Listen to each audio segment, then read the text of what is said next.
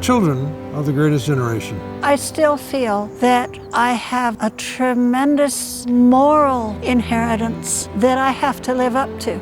And honestly, it's hard to live up to it. It's very difficult for me to talk about my father in many ways. And I get about halfway through and I break up, and so I really don't do it. So let me tell you the story about my grandfather. As you will see, it's much larger than his life.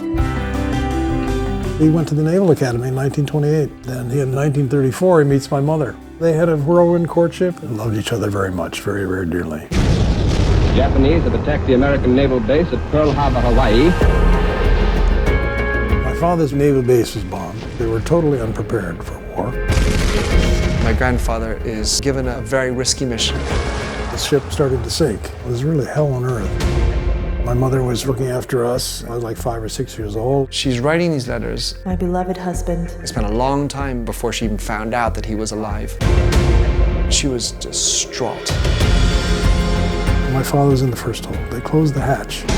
There was no air, there was no food, there was no water. 40% of the prisoners were killed in captivity.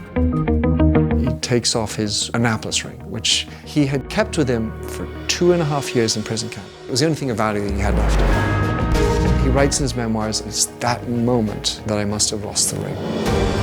18 years later, there's an excavation going on. They're digging. My father comes home. He says, "You won't believe what happened to me today."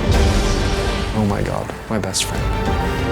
You can understand why we didn't talk of anything else. It just became a family legend.